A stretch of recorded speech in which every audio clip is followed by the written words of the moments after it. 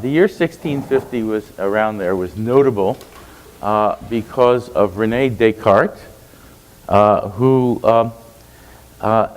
put forth a view of reason, which is still there and which is out there all over the place, especially on the left.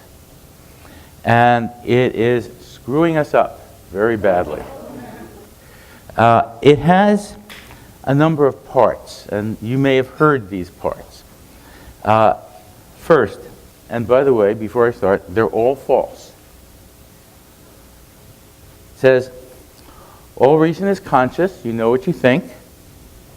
Second, you can think about the world directly, you can reason directly about the world. Third, that rationality is logical, it works by mathematical logic. That it's objective, that when you're rational, you're being objective, and that no emotion is there. Emotion gets in the way of reason.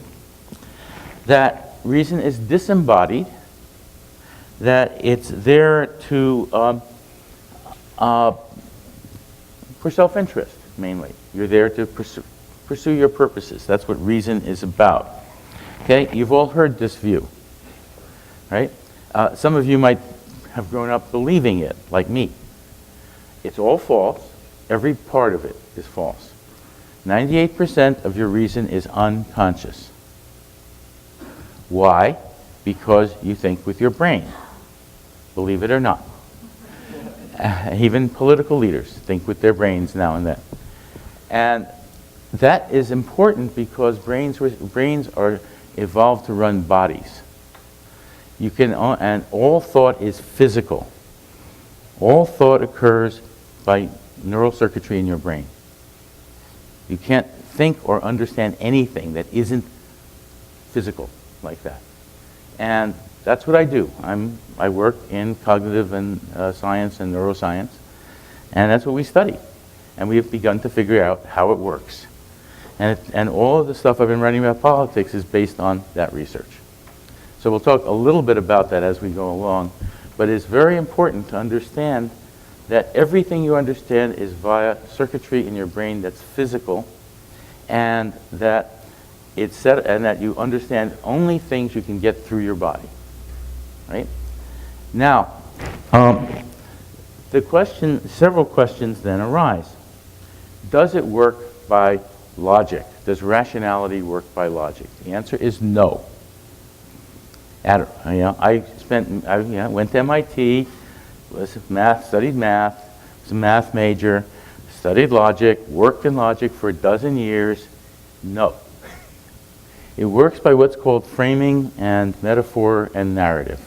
This is the most important one of all of them, though. You ask non-union members, are you interested in joining a union? And as you can see, it's now down to about 15, just about 12% say yes.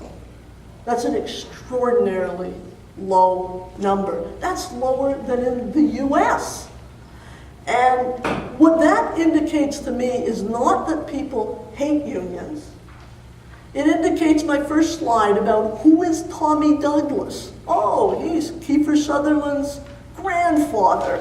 It's like, what is a union? You know, is that, oh yeah, that's something your grandfather used to belong to. Yeah, you know, if you go to a museum, you can even see things like unions, you know. They still got them around.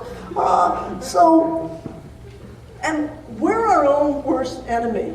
If you go to the Canadian Labour Congress, just to name one, website, and, you know, and you sort of say, well, I'd like to join a union. What is a union? Well, first, you can't go to a website in most instances and join unions because we're not into websites. Or if we are, they're old and staid and not interactive. But if you could, it normally says, you know, hey, the guys who brought you, and usually the guys who brought you the weekend, you know, higher wages, better benefits, all of this stuff. And it just, you know, it doesn't work. We don't talk about unions, we talk about them as if they're a special interest and not as if they're something very different. So I'm now doing a lot of stuff on talking about unions beyond wages and benefits.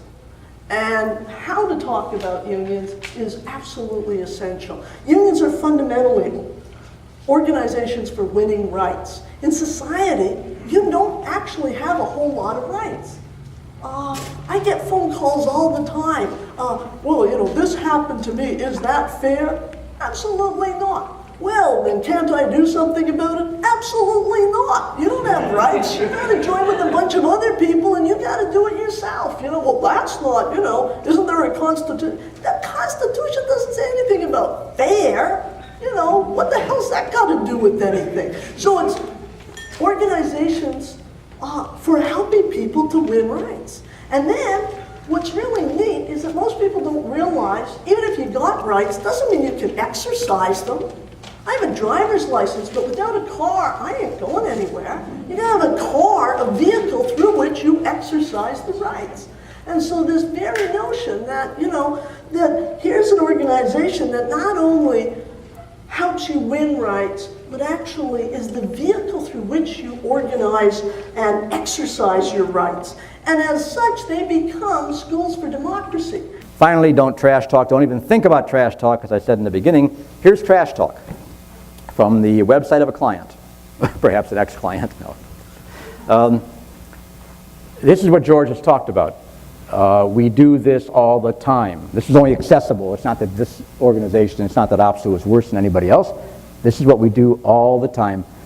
Given the mismanagement of this major healthcare initiative in the province of Ontario, for those of you who aren't as intimately familiar with it as all of us are, wasted, this is according to the Auditor General, this is not OPSU claiming this, this is now certified, this is now on record. Every news media outlet knows this and has reported this story. The government lost $1 billion trying to set up an electronic health record system, and OPSU has seized on that, saying, well, instead of wasting $1 billion, you should send it. Well, wait a minute. We know that 72% of people say, I don't like paying taxes. The good news is 28% say, I like paying taxes, but the bad news is everybody else says, I don't like paying taxes because government wastes the money. That's a towering problem for public service unions and those of us on the left who care about public services and a strong, vital government. Do you really want to start reminding people who think, 72%, think government wastes their money, think taxes are too high, and who constantly have drilled into them, as you saw in the exercise, by left and right, that this is a tax grab and no one likes it? Do you really want to remind them that the government wasted $1 billion while you're asking them to support your campaign to spend more money? I'm thinking, wait a minute, the taxes you keep reminding me are unfair, that are a ripoff. The government wastes a lot of money, and now you're asking me to support spending more tax money on your. I don't think so. You know, I'll get back to you on that. You know.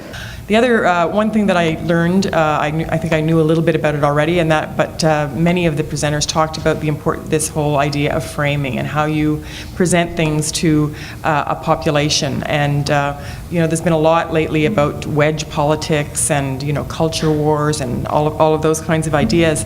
And I think sometimes that whole idea presumes an uneducated and uninterested population. And I don't actually think that's always the case. And since Elaine Bernard started out talking a little bit about Tommy Douglas and how people know about him and the younger generation and so forth, I thought that there was a good story, a good Tommy Douglas story that actually sort of describes that a little bit to me. And that was when he was Premier of Saskatchewan and they were putting in the telephone lines for SaskTel.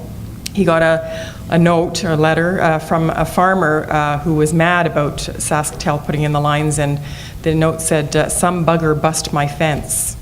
And so he called his staff into his office, his chief of staff, his executive assistant, his director of communications and so forth, and he said, I got this letter from this farmer and it says, some bugger bust my fence. He said, what I want to know is, why can't any of you people write like that?